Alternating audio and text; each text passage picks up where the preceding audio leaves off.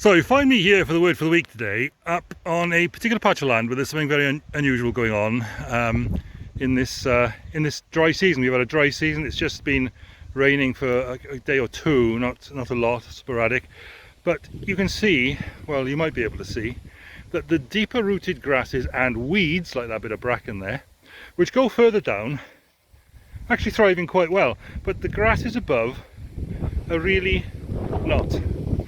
And the reason for that is not very far to see when you cut into the ground like this. Now what you can see there is that the top layer, where sort of the modern hybrid grasses put their roots, is very, very dry. But not far below, in the same bit of ground, the moisture is being held and retained. And that's where the life-giving juices flow, as it were. Obviously, roots are very important to any sort of plant, because that's where the clever stuff goes on with microorganisms. What are we going to say? Things like fancy fungus, you know, things like that happen to generate the nutrients and make them available to the roots. And also where the water is, which makes those things portable, as it were, and moves them around the place. And obviously also gives water to the plant, which is made up largely of, well, there's an awful lot of water in a plant with a sort of a carbonish sort of matrix. I suppose I'm being very, don't anybody come back to me on the biology of all of this, but or the botany. You know, there's an awful lot going on there that gives nourishment and life at the roots to plants, but only where there's the water to make it accessible and transportable up into the growth and the fruit at the top. Now obviously with grass, the fruit at the top, what you get out of it is the grass, which the animals eat, which they turn into much higher grade protein. But there's always this focus on the importance of the soil and what feeds the root and stabilizes the root, obviously, and feeds it and gives it nutrients and the water that enables the nutrients to flow, and that leads to life and growth and not fruit in the case of grass, but fruitfulness in terms of the crop that it yields in the end.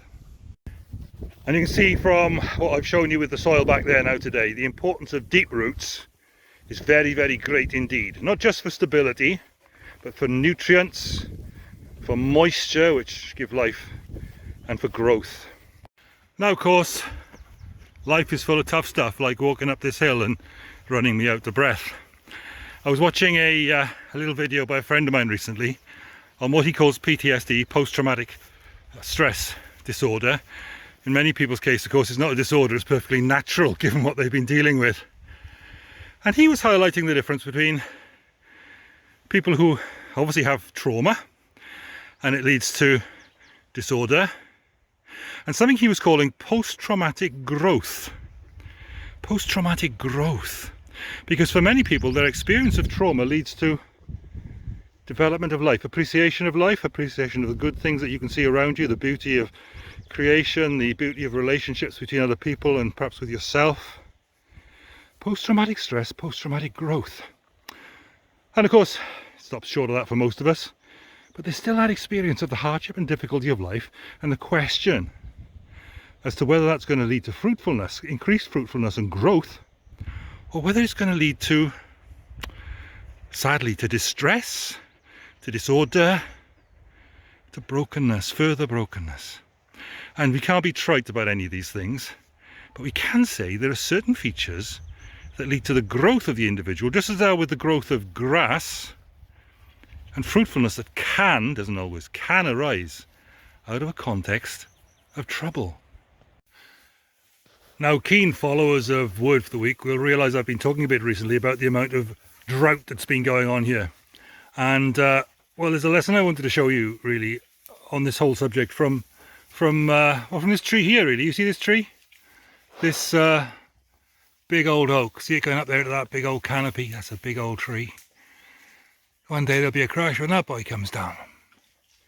But the key to his success even in a time like this of drought and strain and stress, because there's been quite a lot of drought stress on the trees, and that's been visible with some species in particular, even this late spring and early summer.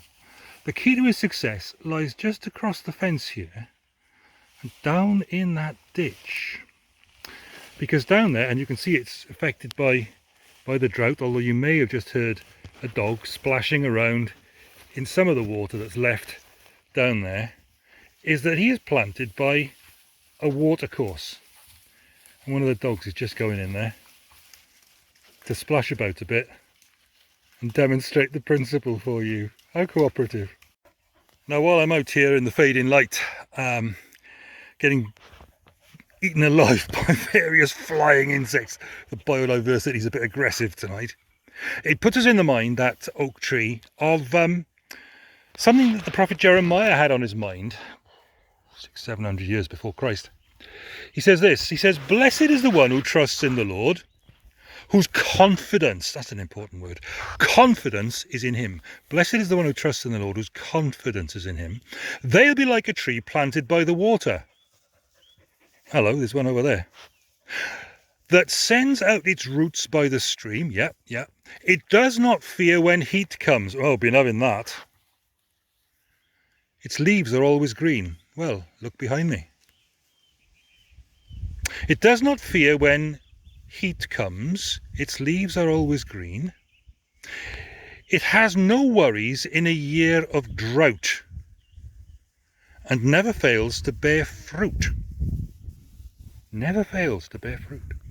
Well, would you believe it? Look what has gone and happened here. That tree by the stream has gone and borne fruit in acorns, and coming up even through the grass, there's a host of little oak trees around here. In all that time of drought and scarcity and not being able to get at the good things that are in the soil or have enough liquid in and of itself to, to get on and live life and to propagate itself,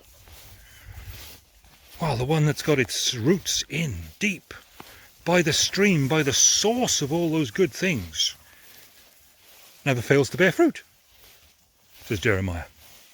So there is my word for the week. It's about the man whose trust is in the Lord, whose confidence is in him, who's like a tree planted by the watercourse. It sends out its shoots, its roots by the stream, doesn't fear then when heat comes. Leaves are always green.